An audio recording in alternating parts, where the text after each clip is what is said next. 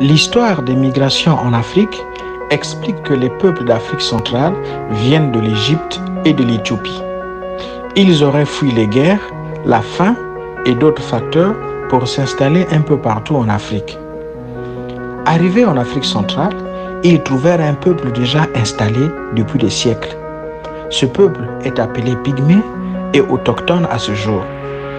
Ce peuple pacifiste aime vivre à l'écart pour éviter les confrontations. Depuis, ils ont conservé leur mode de vie. Ils ne vivent que de la chasse, de la pêche et de la cueillette.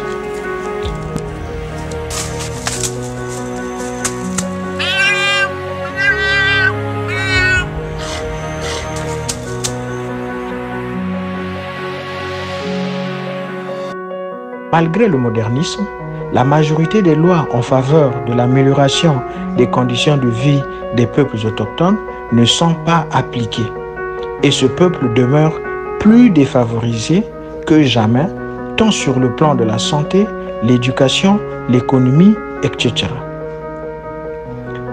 Dans la communauté autochtone de Bambama, par exemple, jusqu'en 2012, aucun enfant autochtone n'avait franchi le cap du lycée. Rares étaient les enfants inscrits à l'école à cause de plusieurs facteurs comme la stigmatisation, la marginalisation et le manque de moyens financiers pour payer les enseignants bénévoles, les assurances et les fournitures scolaires. Conscients que tous les humains ont les mêmes besoins, nous avons décidé de créer l'ONG Espace Opoko, une organisation qui s'occupe de l'éducation des peuples autochtones dans le but de leur donner les mêmes chances de réussite scolaire afin qu'ils soient capables demain de défendre leurs intérêts et sortir de cette situation difficile. L'idée de créer Espace Opoko m'est arrivée au moment où j'avais 6 ans. Parce que déjà, dès 6 ans, j'étais obligé de marcher 5 km à pied pour aller à l'école. Et un jour, sous une grande pluie, je suis rentré au village sous une grande pluie et j'ai pris la décision d'abandonner. Et ce jour-là, ma grand-mère m'a dit que tu ne pouvais pas abandonner parce que si tu veux le changement dans la communauté, tu dois aller à l'école et revenir quelques années après, apporter le changement que tu souhaites voir dans la communauté. C'est pour cela, en 2012, j'ai décidé de créer cette organisation pour changer les choses dans la communauté et donner la chance à ces enfants qui, comme moi dans le passé, vont avoir besoin d'abandonner face à l'adversité. Et c'est pour ça que j'ai donné le nom Espace Opoko, parce qu'il s'agit du nom de ma grand-mère qui s'appelait Opoko Emilienne.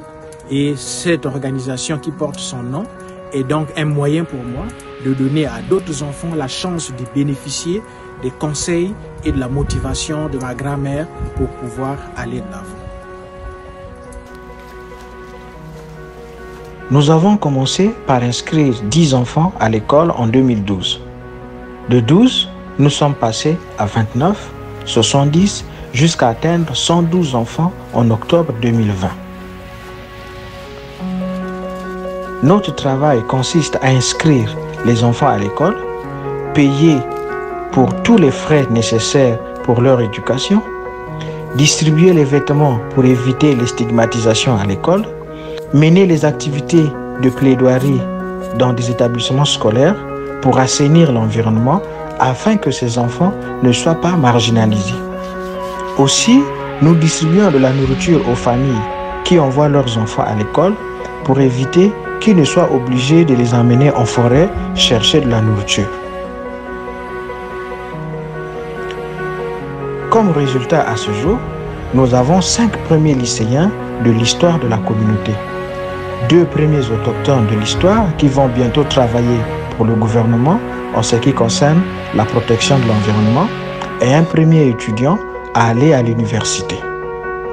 Aujourd'hui, nous nous sommes engagés dans la location de 3 maisons dans 3 villes de la République du Congo pour loger ces jeunes qui ont choisi l'éducation pour améliorer leurs conditions de vie et celles de leur communauté. Nous supportons à 100% leur éducation, leur logement et leur nutrition en ville.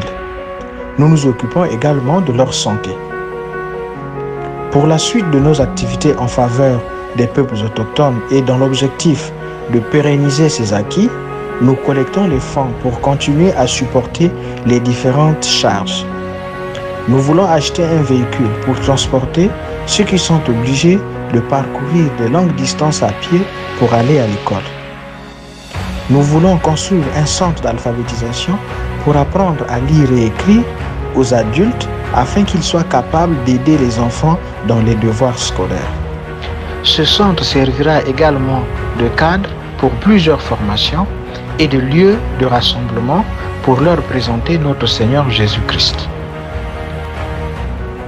Cette année, nous avons reçu le soutien de l'Église baptiste de la Beauce et de plusieurs donateurs pour préparer la rentrée scolaire des 112 enfants autochtones. Et avec l'Église, la collecte de fonds est toujours en cours. Si vous aussi souhaitez participer à cette belle aventure, vous pouvez contacter le pasteur Alain Bernard au 418-225-4881 ou contribuer en ligne sur notre site internet www.espacesopoko.com. Que Dieu vous bénisse. Merci l'Église baptiste de la Beauce. Merci l'Église baptiste